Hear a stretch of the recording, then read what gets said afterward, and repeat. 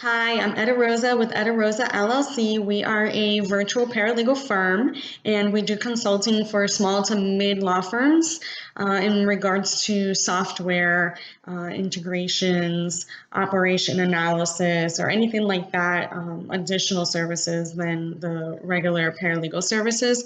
So it got me thinking of what I use for most of my clients when I do the operation analysis part of it. I usually call my program from 10 to Zen. Obviously, I'm a yogi. What I did was I created 5 easy steps that my clients can utilize throughout their entire business plan. And the first one, and by far is the one that most of my attorneys always forget to think about, is to actually identify and analyze the life of their case.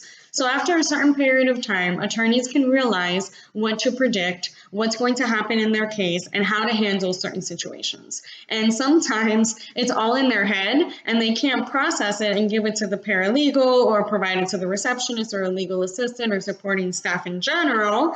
And it's all in their head. So what I always tell them is, why don't you put it in a process? So if you know that the interrogatories or the responses or anything like that is going to be due at a certain amount of time, why don't you integrate that into your processing plan?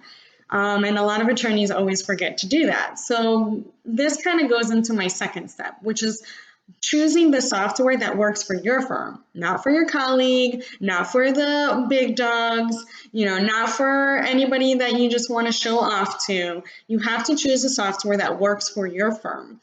And by that I mean, if you are a intricate planner like I am, and you want everything in one utilized software, then you need to find a software that's going to integrate with what you use. So Google Assistant has become very popular with their G Suite and all that good stuff. And now Clio has become the top contender.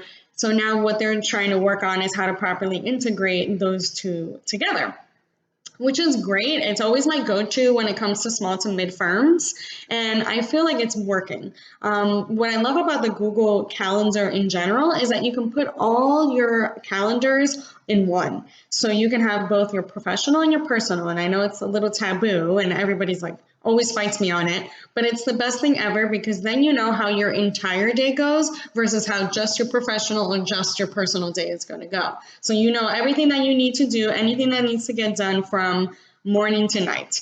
All in one calendar. And it sometimes may get a little hectic, it may get a little crazy, so maybe color coordinating would work, visual effects. Some people like to look at it a certain way. And Google Calendar is really good about how you can actually view it on your tablet, on your phone, on your computer, whatever the case may be. There's different options that you can choose that will help you look at your calendar visually, that will please you personally. So Google's really good at figuring people out and figuring their pet peeves. So they will go ahead and they'll figure it out as soon as, possible. But anyways, let's go on to automation. So after you pick your software and after you analyze your case and everything like that, you definitely want to automize as much as possible. Now, don't over automize. There's always a fine line to everything. Too much of anything is bad for you, right? Everybody says that. So what you want to do is you want to automate everything that can be automated. And this is where the customer satisfaction always fails. They don't get a proper response or a faster response. They don't get the response needed. Things like that you need to analyze, especially when it comes to your client. At the end of the day, they're the reason you have a job. They're the reason your employees are there. They're the reason you have a business in general. So you always want to keep customer satisfaction on the top of your list. You never want to forget why you practice law in the first place. At the end of the day, we're all human. We all have our things, and we need to focus on what's important. So let's start with that. So after you go ahead and you do everything, you pick your software and you analyze everything, you obviously want to look at the big return on investment, right? You don't want to invest too fast, too soon. You have to scale slightly and safely. So you want to make sure that the software that you're investing in, one, is going to work for the type of business plan that you have in mind. Two, it's going to work for everyone that actually works for you. A lot of people focus on what their personal needs are and do not actually go to their employees and see what they need, what would make their life easier. Because as long as they feel like they have their life is easier, then the process can go a lot smoother. So you want to make sure that you're not over investing on a product that's unnecessary. And it's also great to get feedback from your staff because they're the ones that are going to work on it day to day. And they honestly will have better feedback than any consultant. And that's coming from a consultant.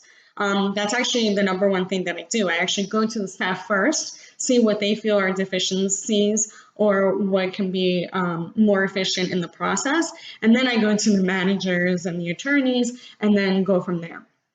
So that's always a big one. And then the last one is the big difference. So the big difference between delegating and utilizing your sources. I know it's part of my product. You can look at it in my other YouTube video about my product method. I do use both of them, whether to delegate or utilize, but sometimes you don't know when to delegate or when to utilize your sources.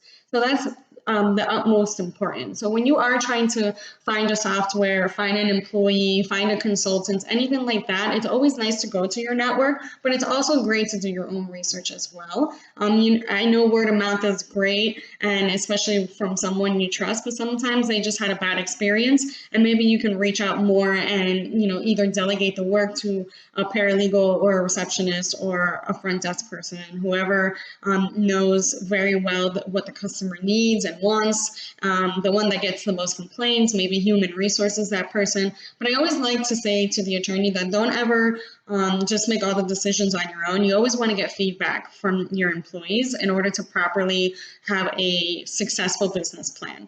And my last pet peeve is don't stick to what you know. You always want to see what your deficiencies are in your business plan. You always want to make sure that your process is growing and not decreasing. The same thing that worked 5 years ago may not work 5 years from now. So you always want to make sure that your process runs smoothly, that everybody in the process is where they need to be and has the tools in order to properly succeed. So I hope this helped, and I hope you go from 10 to Zen.